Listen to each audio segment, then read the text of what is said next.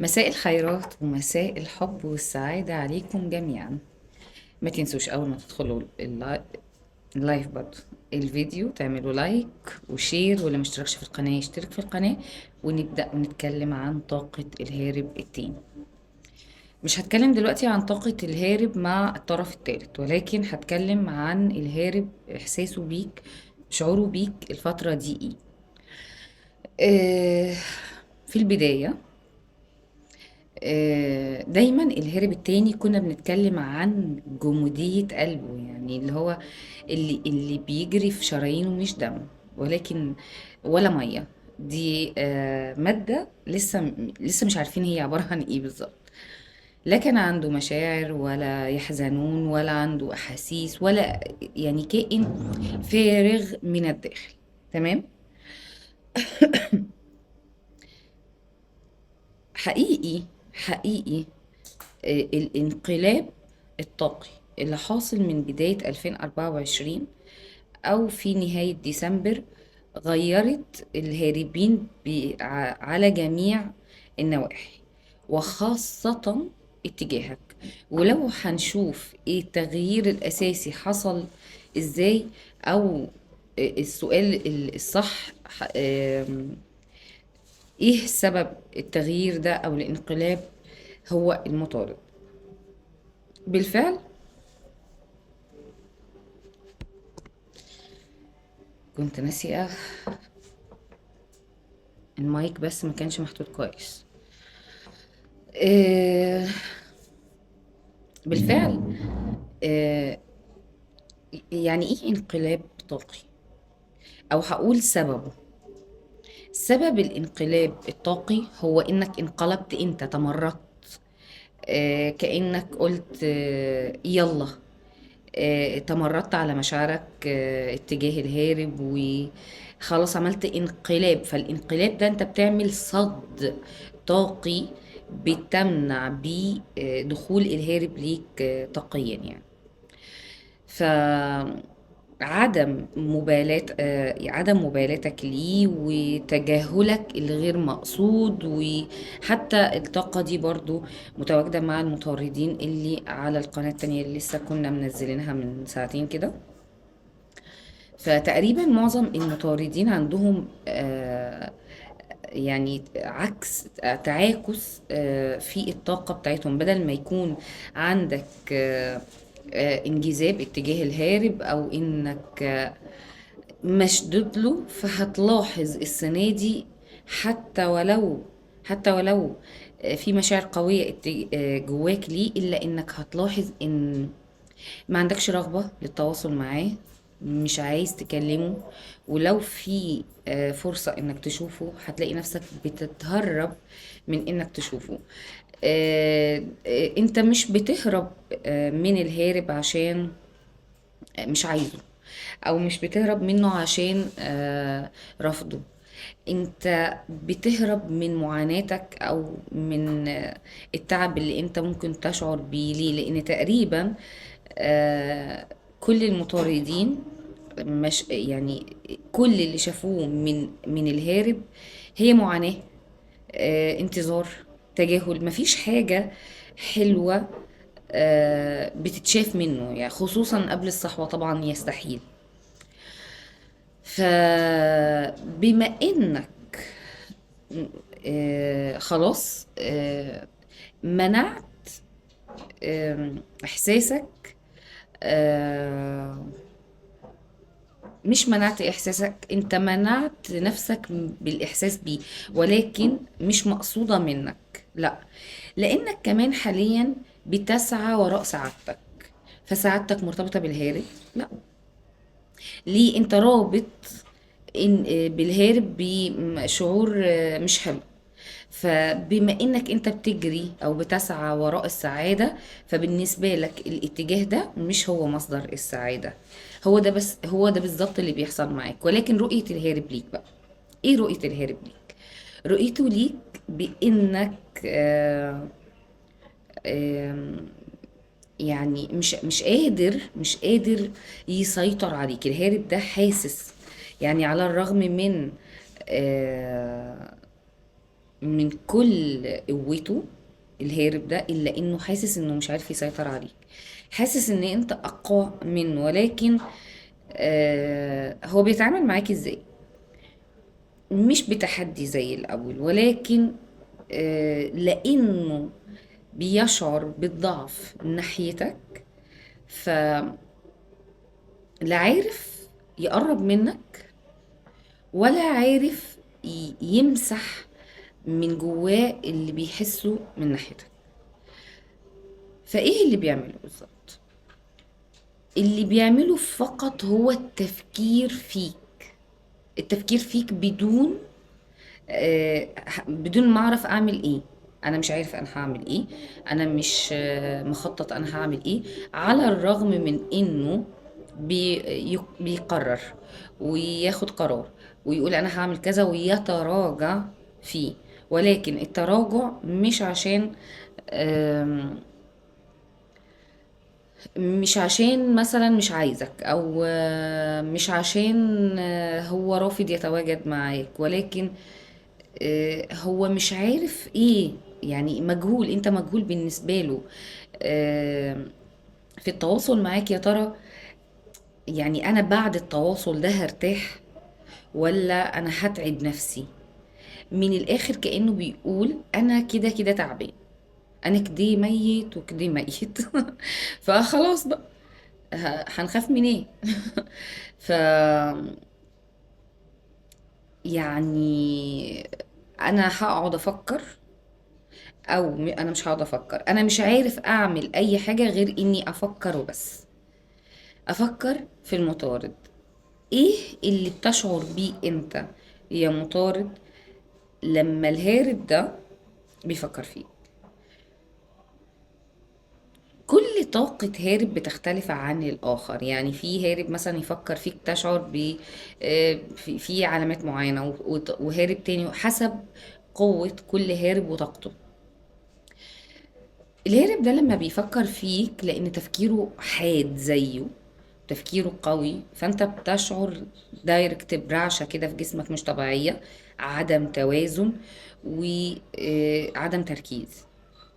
وبيجي لك الموضوع ده مرة واحدة. يعني مثلا انت لو في حاجات انت بتعملها سواء بتشتغل او اي حاجة، هتبص مرة واحدة تجيلك الرعشة دي وتحس ان مفيش توازن. آه، آه، بتجيلك على فترات قريبة من بعض، يعني مش على فترات متباعدة. آه، من الواضح انه مش عارف يتعامل مع الوضع اللي هو موجود فيه ازاي، او الوضع الجديد اللي هو ايه، اللي هو انت بتبعد والمفروض ان هو يقربك، المفروض ان هو يجيلك، والمفروض ان هو يتكلم معاك يتواصل معاك، وانت في حالة هروب. بالظبط كده اللي بيحصل، كأنك انت اللي بتهرب الفترة دي. آه، فهو اخد على ان هو دايما بيهرب، هو دايما بيجري، مش من ناحيتك انت بس، ولكن من ناحية اي شيء في حياته. انت قانون، آه، يعني هو معرفش يمشي عليك القانون بتاعه بدون تدخل منك، ولكن شيء قدري. مش عارف يتعامل معاك ازاي، وخصوصا انه مش عارف ردات فعلك. آه، دايما بيحب يتأكد من اي خطوة بياخدها. اي مطارد دلوقتي هيسمعني هيقول يعني هو يعني مع نفسه قاعد بيقرر او بيفكر اخد خطوة، وخايف ما يروح يقعد في اي حتة على جنب كده وخلاص، احنا مش عايزينه اصلا يعني. ليه بقول كده؟ لان فعلا المطارد يعني لما هيسمع الهارب بيعمل كذا وكذا وكذا، فيها افوره بالنسبه للمطارد، افوره جدا. ليه؟ لان المطارد لما بيحب يعمل حاجه بيعملها. اه اوكي، مش بدون تفكير بيفكر، ولكن لما بياخد قرار بيعملها. لكن الهارب ده مش بيمشي في الجزمه الاول، ده بيمشي في جزم الدنيا كلها الاول، وبعدين يرجع يعيد الكرة من اول وجديد، يمشي برضو في الجزم تاني. فبالنسبة لك الوضع ممل ومريب وغريب ومخيف. آم، اللي هو انا هستنى ايه؟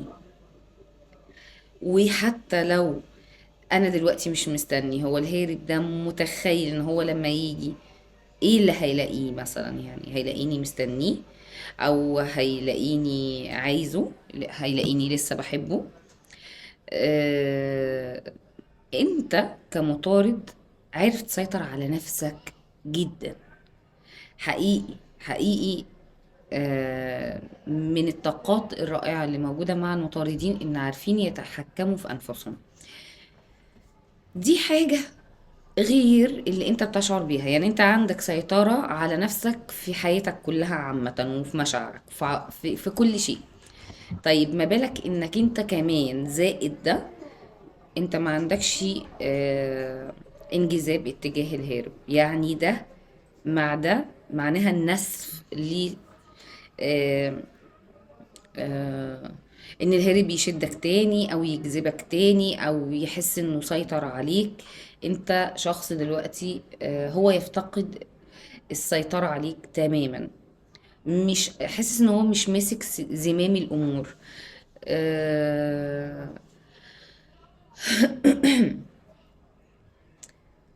الوضع بينك وبين الهارب مش هقول اصبح ممل، كتير جدا يعني اتقالت والموضوع بقى عادي.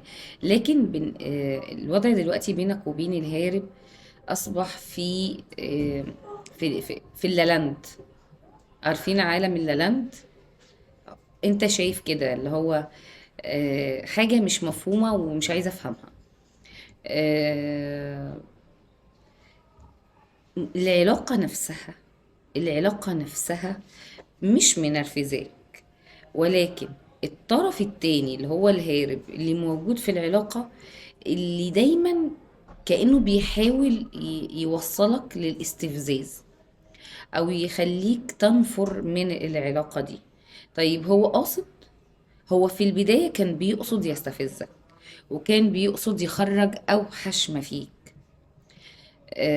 عشان يعرف الشخصية اللي انا بتعامل معاها دي عبارة عن ايه. لكن احنا يعني كبني ادمين ما ينفعش التعامل بالطريقة دي. دايما انت بتخسر بني ادم التاني تماما، يعني مفيش نسب في الخسارة، لا فيها في حاجة اسمها خسارة نهائية. والشخص ده مش هيبقى عايز يتعامل معاك تاني، شخص مش مريح. يعني انت بالنسبة له شخص مش مريح. عدم الوضوح مش في كل الأوقات بتكون حلوة. عدم الوضوح المستمر بيكون شيء مقزز.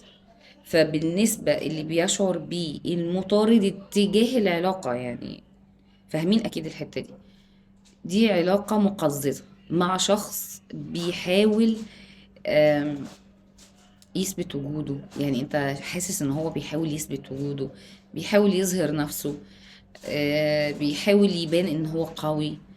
هو كأنك بتقوله هو انت داخل توريني عضلاتك؟ يعني انت داخل توريني بص انا عامل ازاي، وانا جامد ازاي، وانا واثق من نفسي ازاي. طيب مادام بتحاول تثبت ده ليا، يعني ده المطارد، يبقى انت اصلا ما عندكش ثقة في نفسك.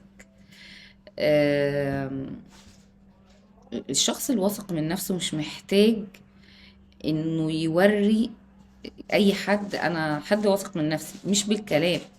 يعني هو اصلا ما بيتكلمش، ولكن افعاله تدل على ده.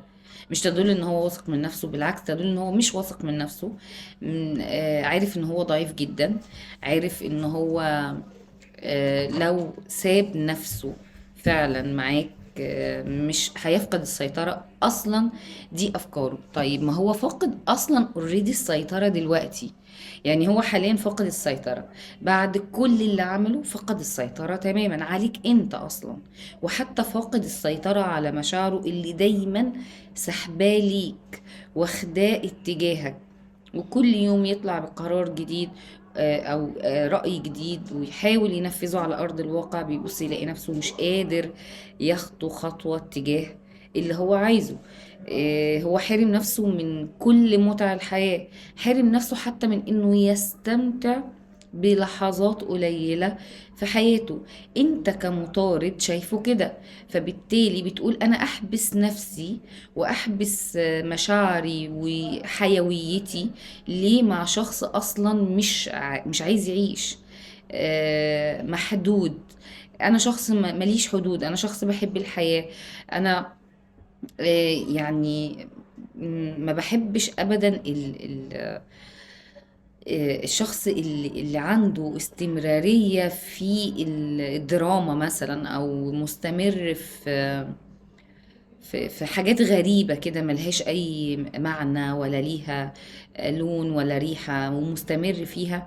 أنا إيه اللي يجبرني من كل ده؟ طيب بعد تصرفات الهارب دي كلها معاك، طيب ما المفروض إنك أنت كمطارد هتشوف إنه أنت مش مهم بالنسبة للشخص ده أساسا، وهو وأنت مش في دماغه، صح؟ طيب انت بتشوف منه في الحقيقة عكس ده تماما. يعني هو بيحاول يثبت لك على قد ما يقدر اه انت مش في دماغي، وفي نفس الوقت اثباته على ارض الواقع بيدل على العكس. معنى كده انه ايه؟ انه متلخبط، اه ما عندوش تركيز. انت بتعمل ايه؟ اللي انت بتعمله بيوضح انك انت خلاص مجنون بالمطارد. المفروض عكس ده، المفروض اللي هو بيعمله عكس ده، يبقى ما عندوش تركيز بالمرة. آه،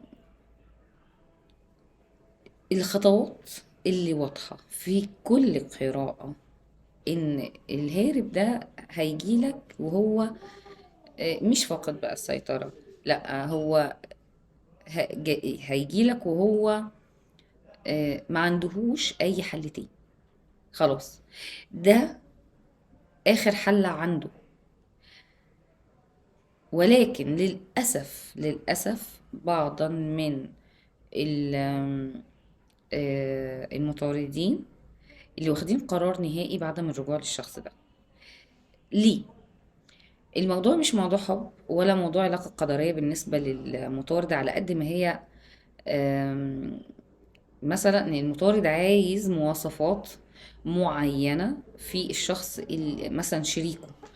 آه، فالشخص ده مع المطارد اللي هيرفض رفض تام الرجوع للهارب ده، انا بقول اوريدي كده كده راجع، اوريدي هياخد خطوات على ارض الواقع، وهيكون الموضوع صعب بالنسبه له وهيبقى صعب بالنسبه لك.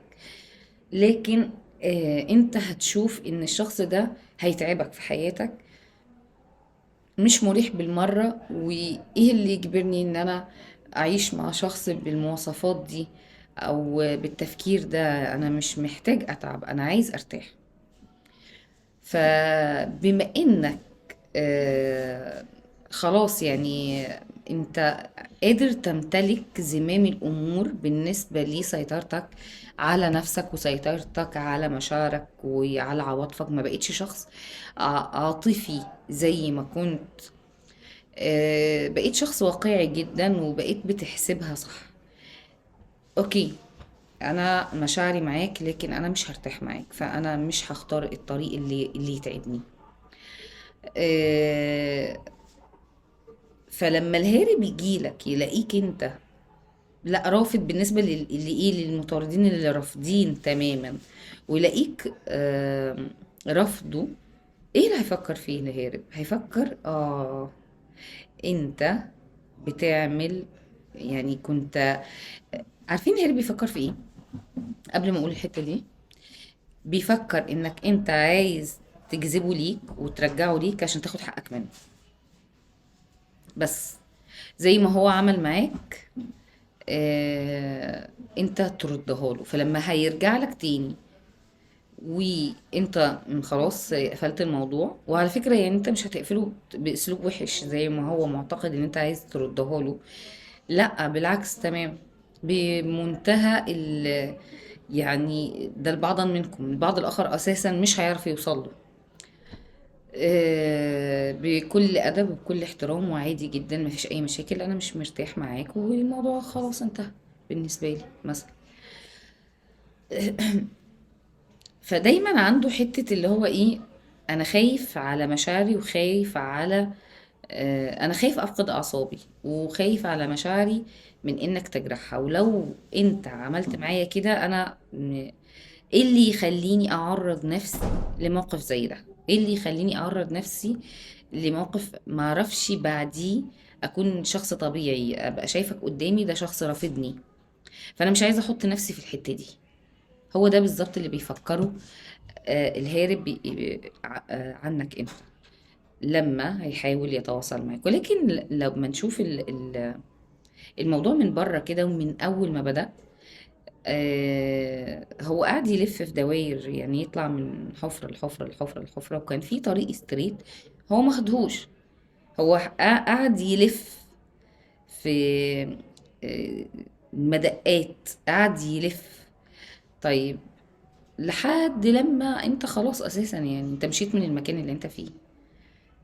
بأي وجه حق المفروض ان هو يسترجعك؟ يعني بأي وجه حق؟ ايه اللي عمله معاك؟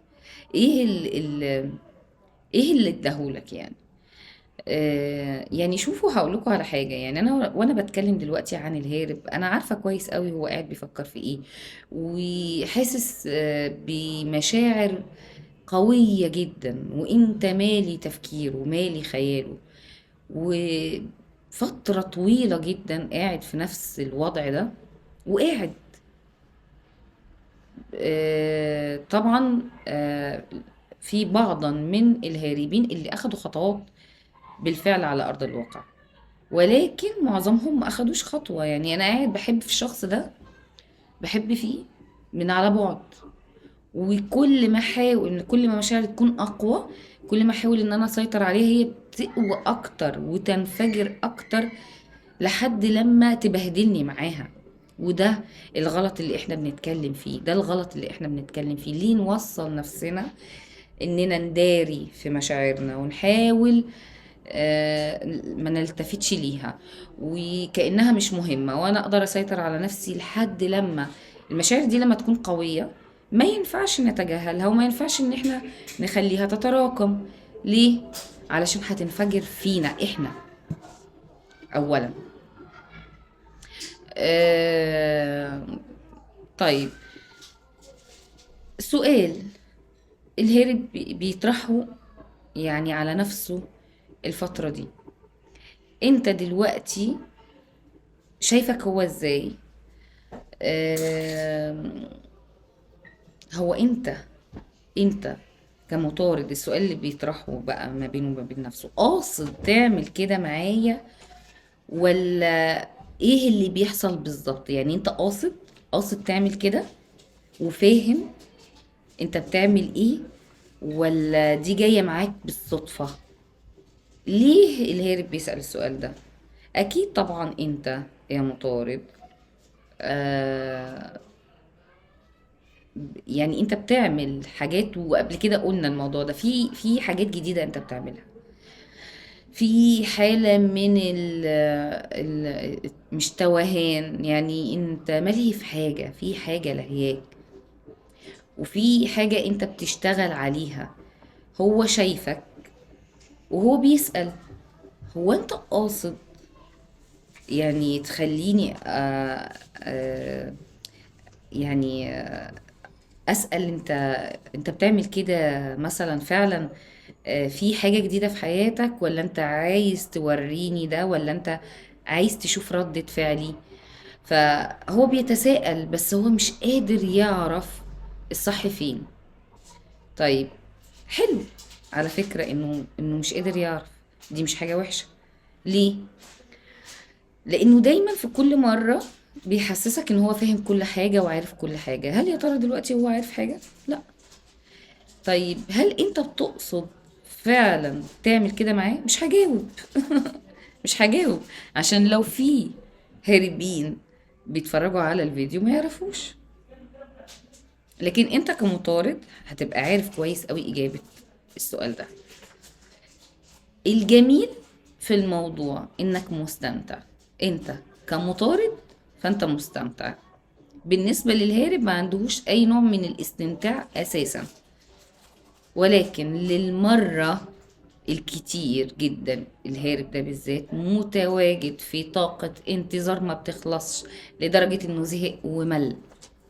اولا منتظر، ثانيا منتظر نفسه، وهيفضل قاعد كده في طاقة الانتظار وفي حالة الانتظار مستمرة معاه. زي ما يكون مثلا عنده هدف معين، لما يوصل للهدف المعين ده يقدر وقتها يقول لقد حان الوقت الآن. ولكن أوهام حقيقي. والمطارد دايما بيفاجئ الهارب، دايما بيفاجئه. كأنه بالظبط بيعمل ايه المطارد؟ انت بتعمل ايه؟ تخليه متأكد متأكد متأكد، وبعدين بوم تقوم ضربه مفاجأة. هل انت بتقصد؟ ما بتقصدش فعلا. كنت هقول مش هجاوب، ولكن فعلا ما بتقصدش. آه ليه ده بيحصل؟ لان انت دايما بتيجي على يعني مش هقول اخر وقت، في وقت معين تيجي تعمل ايه؟ كنترول. تعمل كنترول على نفسك. ليه؟ لانك بتشوف انه بيتمادى زيادة عن اللزوم عنده. يعني لا مش قوي كده، يعني ما تتماداش قوي كده. فبتعمل كنترول. اول ما بتعمل كنترول تبدأ تتلهي في حاجات بتخصك وبتظهر لك دايما. دايما بيظهر لك جديد. فده بالنسبة له اللي هو رد الفعل الغير متوقع. انتوا شايفين ازاي ايه اللي بيحصل؟